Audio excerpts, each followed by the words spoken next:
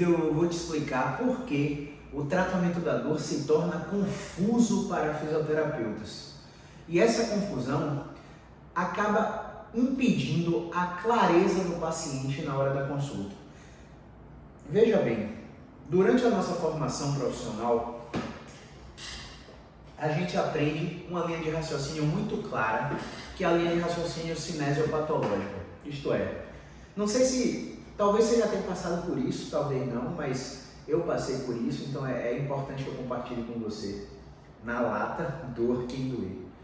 Eu aprendi que uma dor no ombro poderia vir de uma inflamação na bursa, uma bursite, uma inflamação no tendão, uma tendinite, uma alteração no plano de movimento da escápula, uma discinese escapular.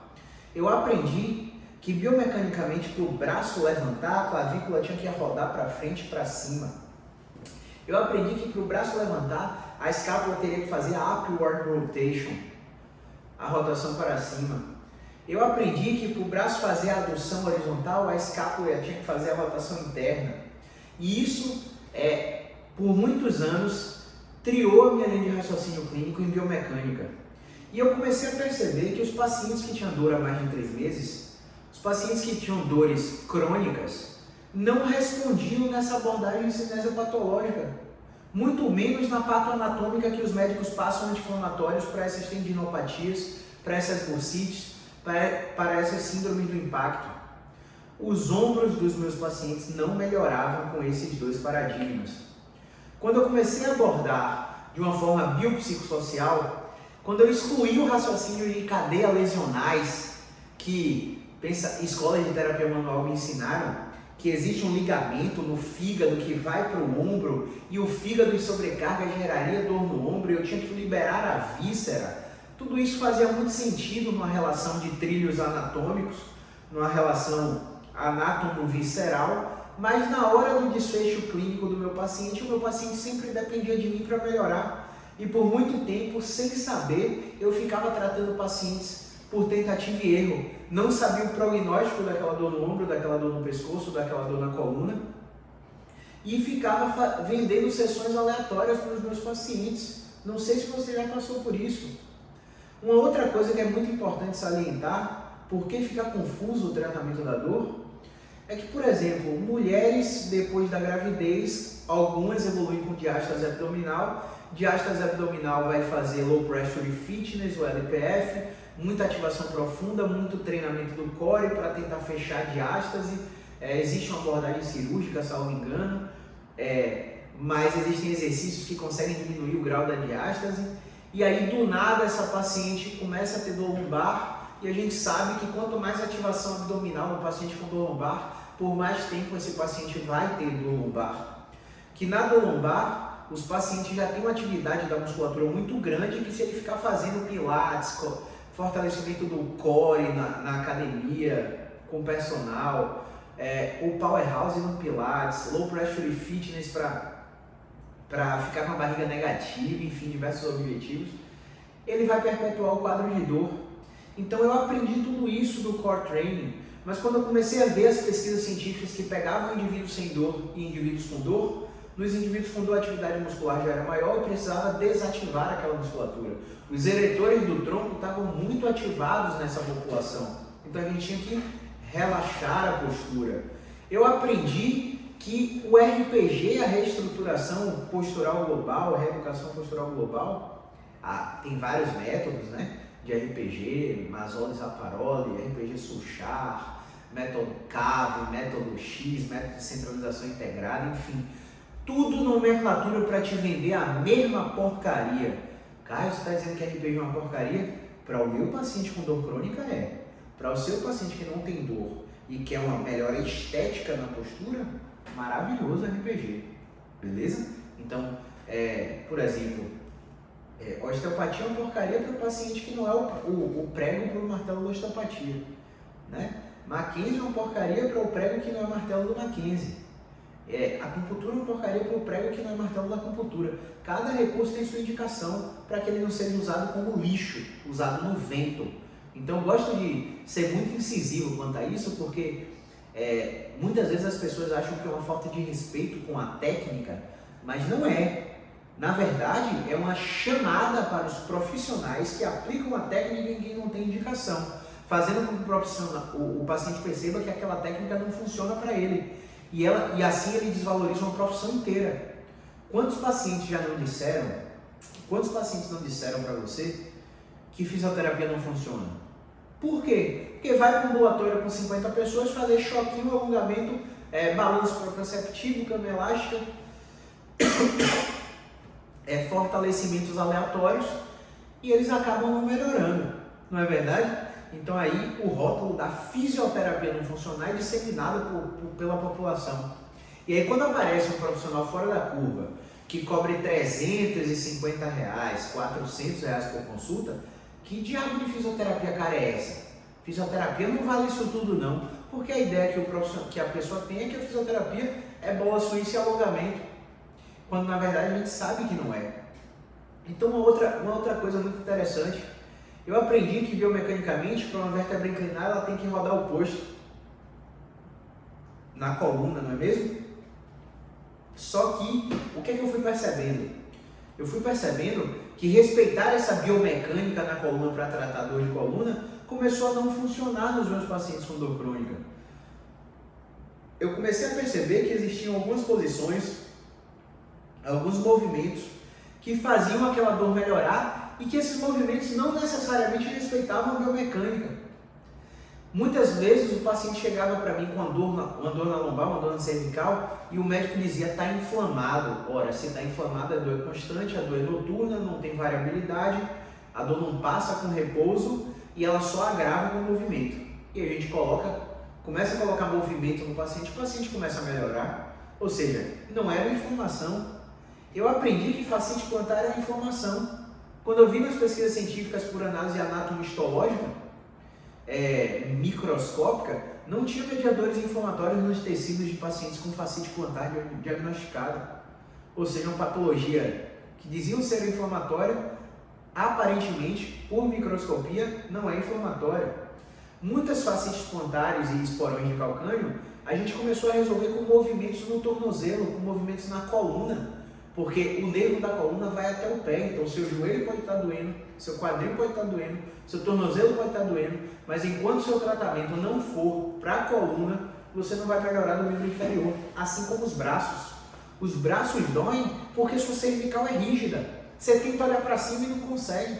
Você tenta olhar para baixo e não encosta o queixo no peito. Você tenta rodar para a direita, não roda total, para a esquerda não roda.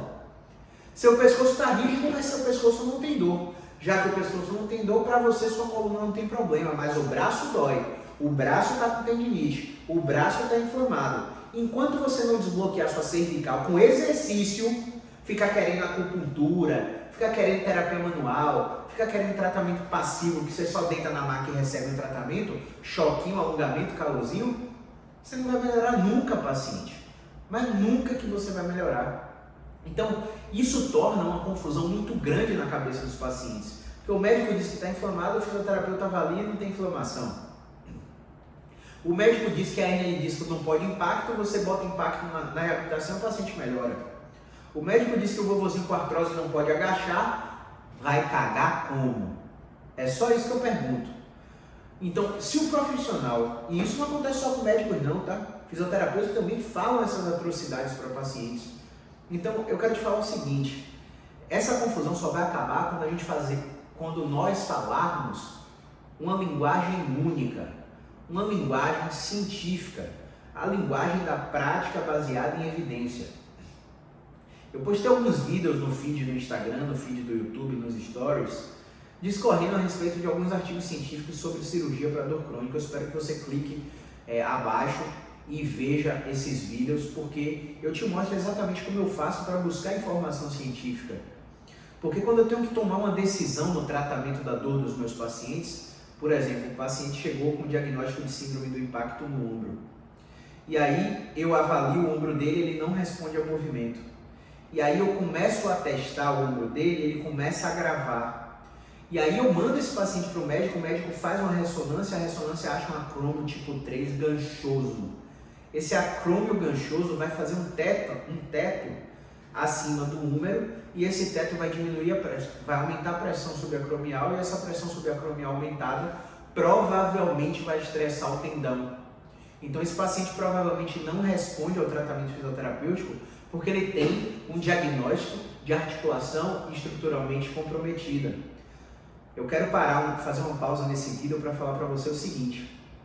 Nos dias 28 e 29 de setembro vai rolar um evento online gratuito, 100% online, ao vivo via Zoom, às 8 da noite, 28 e 29 de setembro. O evento chamado Masterclass Diagnóstico Fisioterapêutico, onde eu vou te ensinar o passo a passo do absoluto zero para você diagnosticar funcionalmente o paciente com dor musculoesquelética e você não deixar passar nenhum padrão clínico na sua avaliação. Saber identificar o primeiro passo para que você consiga abordar esse paciente. Então, se você tiver interesse nesse evento gratuito, fisioterapeuta, tiver no último ano de formado ou já for fisioterapeuta, clica no link abaixo e se inscreve na Masterclass Diagnóstico Fisioterapêutico, tá bom? Voltando ao tema, essa confusão só vai acabar quando nós falarmos uma linguagem única, que é a linguagem da ciência. Então, quando chega um paciente para mim com osteoartrite de joelho, eu vou na PubMed e coloco Knee Osteoarthritis Physical Therapy, né? Boto os descritores, né? Osteoartrite de joelho na fisioterapia e boto o filtro lá sobre o ensaio clínico randomizado. E aí eu vejo uma série de intervenções baseadas em ciência que funcionam para pacientes com osteoartrite. E a intervenção de ouro para esse perfil de paciente com osteoartrite de joelho, quadril, tornozelo, ombro, é exercício, que muito médico condena, proíbe impacto, manda o paciente virar peixe e ir para dentro da água. E aí quando a gente submete o paciente a exercício, o paciente evita uma prótese total de quadril, uma prótese total de joelho, uma prótese reversa de ombro, porque foi trabalhada a função. E perceba, estrutura, apesar de muitas escolas de terapia manual te ensinarem, estrutura não governa a função. Ela pode influenciar na função, mas a função pode ser por neuroplasticidade, o mecanismo do sistema nervoso central, adaptada sobre aquela estrutura. Então, a depender da tarefa que você peça para o seu paciente recuperar, que você objetive, tenha como um goal recuperar no seu paciente, você vai poder fazer exercícios que recuperem aquela função sem alterar aquela estrutura. Isso quer dizer que apesar da hérnia de disco estar gigante, volumétrica e 4, 5 neurocirurgiões falarem para você, opera, seu caso é cirúrgico, existe uma forma dentro de uma fisioterapia baseada em evidência, através de testes físicos, exame físico musculoesquelético, testes de movimento, às vezes terapia manual, às vezes medicação, de você não precisar dessa cirurgia e viver bem, funcional, abaixando, calçando o sapato, carregando seu filho no colo e por aí vai. Uma outra dicotomia que é muito feita por profissionais da saúde, médicos, ortopedistas,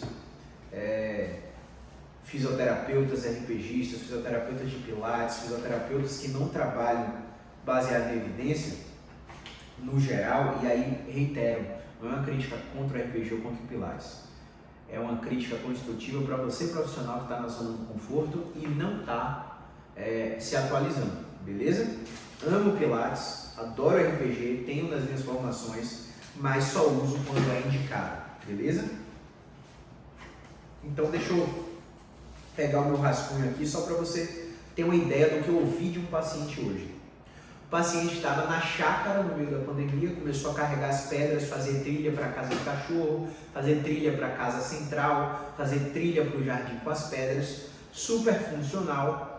E aí teve um episódio de uma fisgada com dor. Essa fisgada ele sentiu fraqueza nas pernas, ficou sem andar, foi para emergência, falaram que ele tem uma hérnia de disco e ele ouviu assim, olha como ele ouviu essa explicação. A hérnia de disco é um sanduíche com maionese dentro.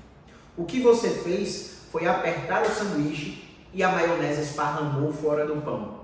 Quando a maionese esparrama fora do pão, não tem nada que faça ela voltar, a não ser a cirurgia para retirar esse pedaço que esparramou fora do pão. Isto é, esse profissional internalizou uma crença nocebo, não baseada em ciência, de que a hérnia de disco desse paciente que eu avaliei não deixaria ele voltar ao normal. Ele ouviu também de outros profissionais que ele ia ter que conviver com a dor, como foi que ele colocou aqui? Cadê? Eu anotei para não esquecer esse termo, meu Deus.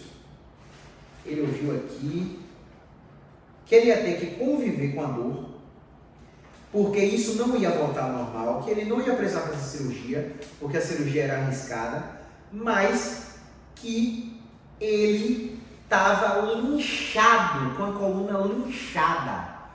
Veja bem, pessoal, vocês sabem, olha a confusão na cabeça do paciente. Vocês sabem o que é isso aqui? Você aprendeu que isso aqui é uma caneta. O que é que você associa com a palavra linchado? O que você associa? Linchado é quando uma pessoa é espancada até a morte, praticamente. Pelo menos é essa a ideia que vem na minha cabeça com essa palavra. E aí o médico falar para o paciente que a coluna dele está linchada, o cara começou a se sentir mal, o cara começou a se sentir inativo, começou a ter a sensação de inutilidade, começou a parar de fazer as coisas por medo, começou a ficar com humor depressivo e entrou num ciclo de evitação de medo e de cada vez mais dor por causa das palavras que esses profissionais falaram, que esse profissional falou para ele. E aí a gente abriu aqui algumas pesquisas e a gente colocou aqui, ó, The Inflammation on Spontaneous Regression Process of Lumbar Disc Herniation. Arranhei em inglês aí, né? Traduzindo, o processo de inflamação na reabsorção espontânea da hérnia de disco. O estudo é do Tiup et al. Esse estudo mostra que quanto maior a hérnia de disco, maior a chance de reabsorção. Isto é, se a hérnia está gigante, é muito mais fácil dela ser reabsorvida do que uma hérnia pequenininha. Esse estudo também mostra que 96% das hérnias de disco regridem com o passar do tempo. Ou seja, e existem alguns mecanismos pelos quais eu defendo essa tese, e o estudo também defende essa tese. Vamos lá para um deles. Uma dessas teses é que quando há uma alteração do núcleo discal muito grande, o sistema imunológico entra em reação e por quimiotaxia, processo neurofisiológico pelo qual o sistema orgânico do nosso corpo desloca células de defesa para a região que ele entende como ameaçada. Essas células são macrófagos, eosinófagos, células T, e quanto maior for esse disco, for essa hérnia, mais o sistema imunológico entende aquela hérnia como um agente estranho. E aí leva o macrófago por quimiotaxia para aquela região, e esse macrófago vai fazer com que essa hérnia seja degradada. Então, o que é que acontece na prática com os pacientes que a gente acompanha? A gente recebeu um paciente de 4 anos atrás hoje.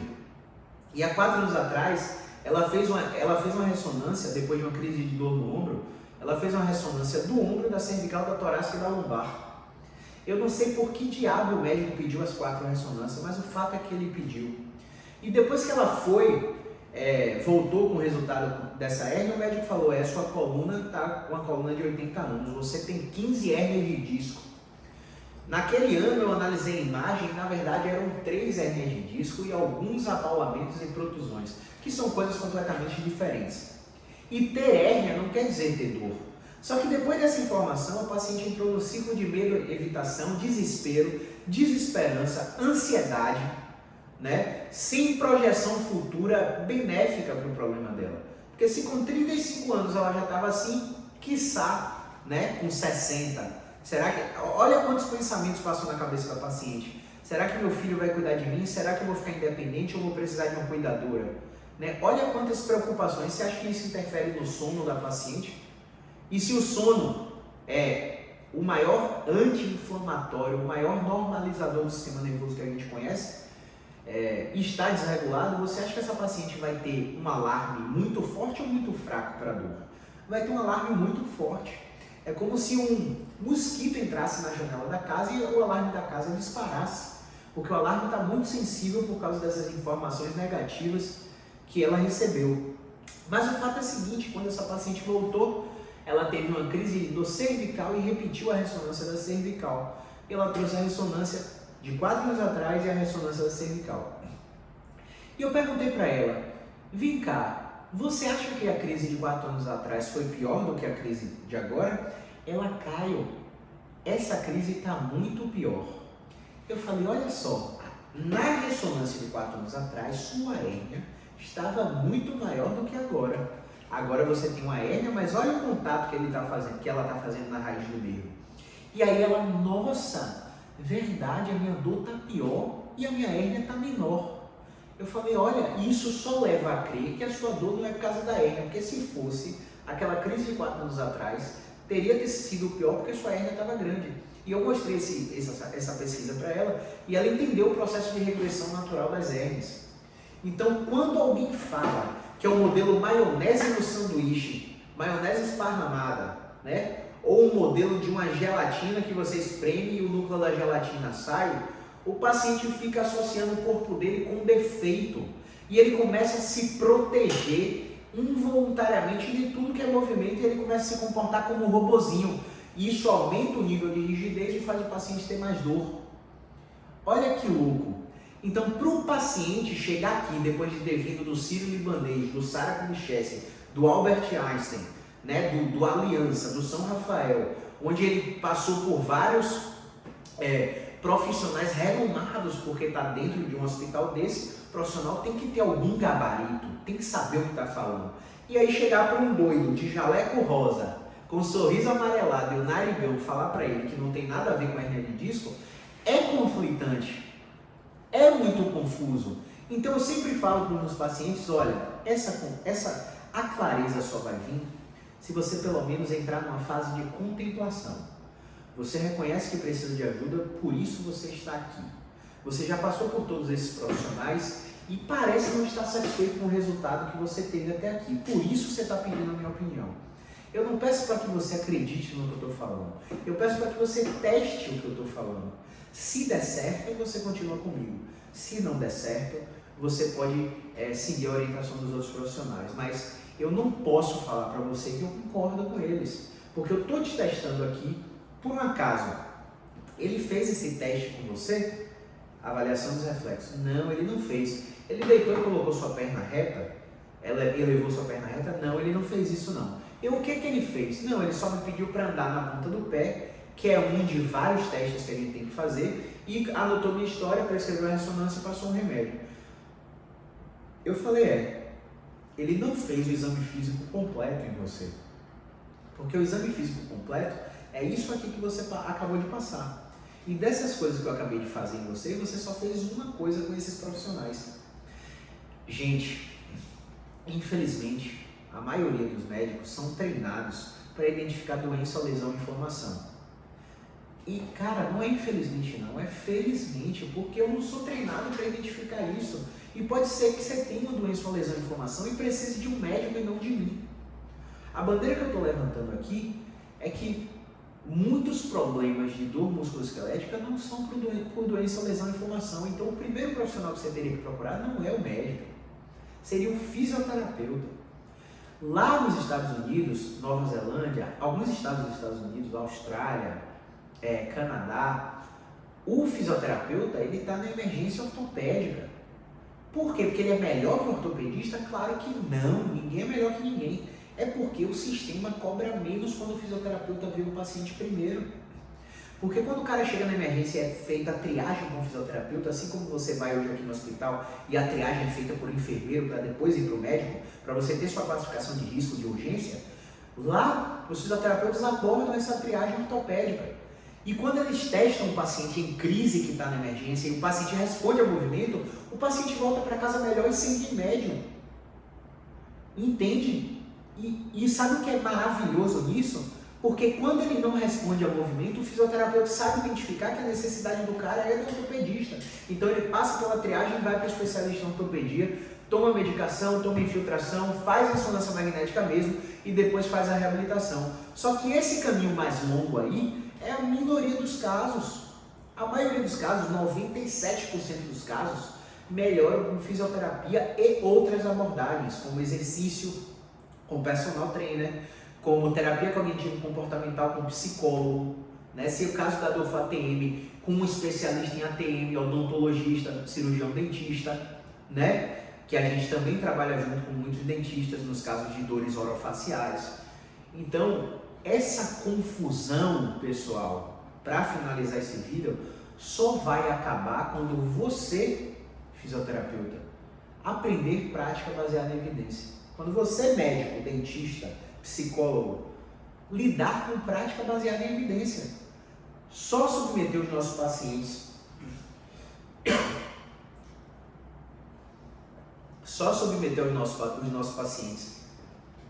a intervenções que foram testadas pelo método científico e comprovadas que são eficazes.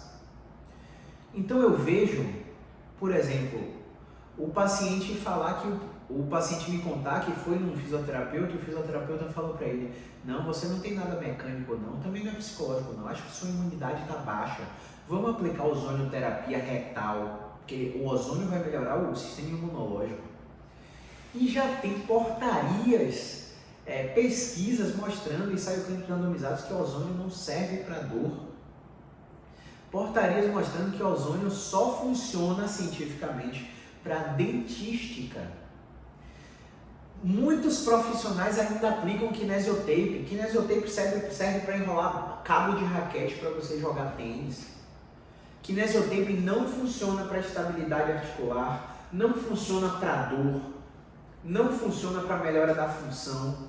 E muitos profissionais continuam aplicando, porque vêm os atletas usando porque gostam de usar, mas não foram educados que aquilo ali não funciona. Que o que melhora mesmo é você fazer um encorajamento, uma terapia cognitivo-funcional, uma terapia mecânica, uma prescrição de exercícios bem elaborada, para melhorar a autoeficácia, é aconselhar, é educação em neurociência da dor.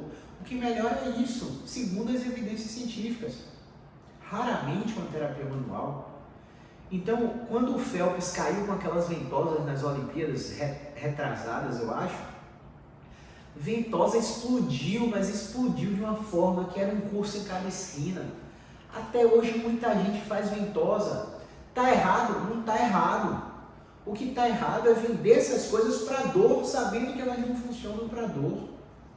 Então, ou você se sacode com essas informações e vai buscar conhecimento para ser um profissional fora da curva, ou você vai continuar na média, atendendo o plano de saúde, recebendo R$9 por atendimento.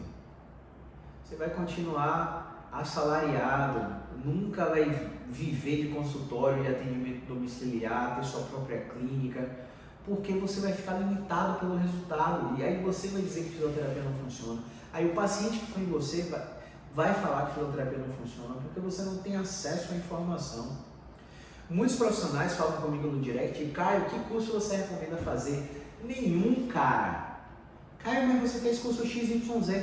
Meu currículo tá aí no link do perfil do Instagram. Clica lá em quem sou eu, você vai ver tudo que eu fiz. Quer fazer igual? Vá lá. Ali tem quase 2 carros de luxo investidos. E um carro de luxo não precisava ser investido. Eu joguei dinheiro no lixo em diversas formações que estão ali. Eu aconselho que você aprenda inglês e faça um curso de prática baseada em evidência.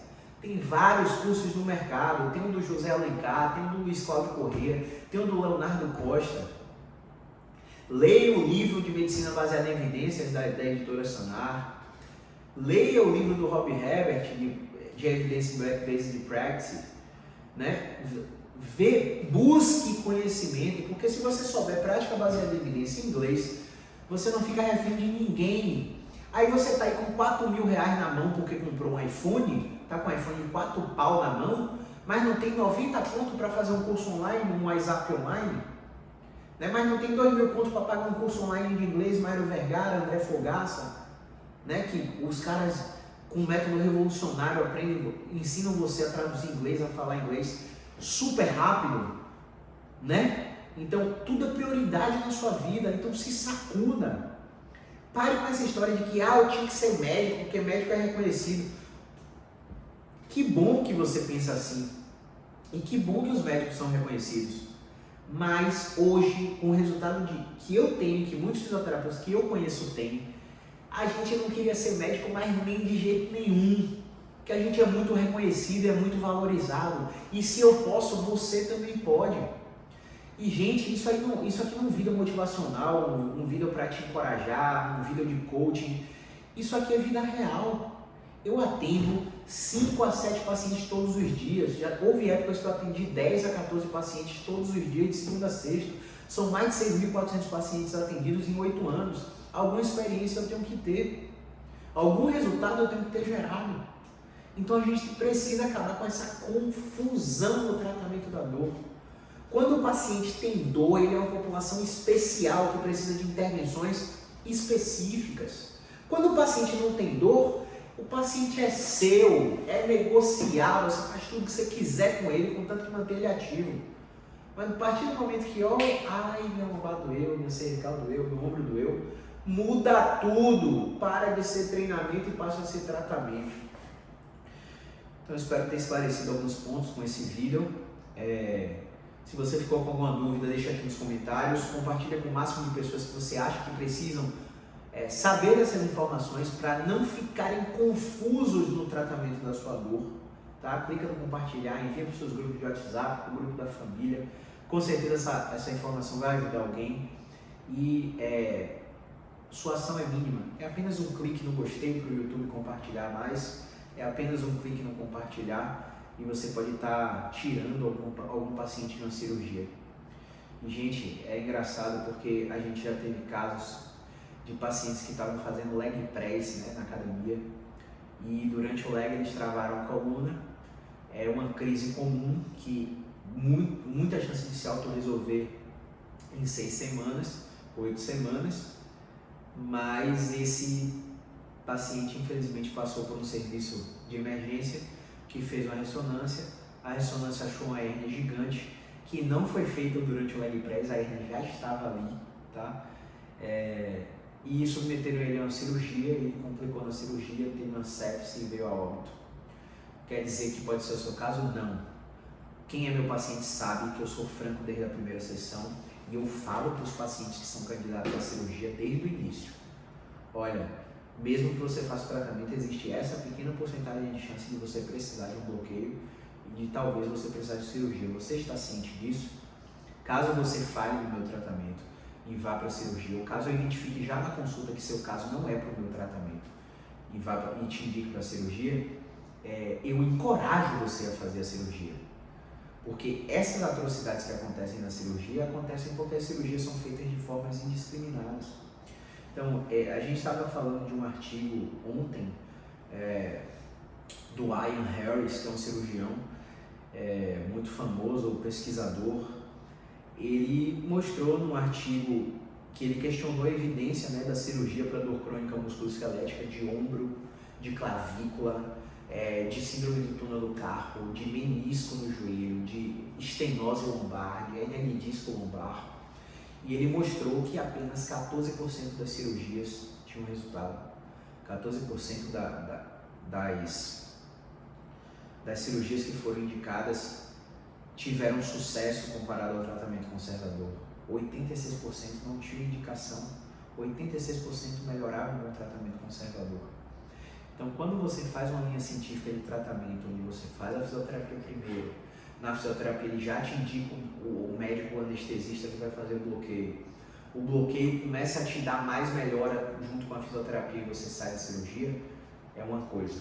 Quando já na avaliação você chega com o pé caído, sem a força do pé, dormência total nas pernas, piora progressiva neurológica, teste de compressão neural que não muda com o movimento, febre junto com a dor, perda de peso sem motivo, não tem jeito, você é um candidato à cirurgia, a gente sabe identificar isso. Então, mais uma vez, para finalizar, para com essa confusão, aprende avaliação musculoesquelética, aprende inglês, aprende prática baseada em evidência e comunica saúde na rede social. Não comunica informações empíricas, achismos, porque o guru do estado tal fez, da cidade tal fez, porque o guru atendeu tal famoso, tal cantor. Não é assim que as coisas funcionam, beleza? beleza? Movimento é vida.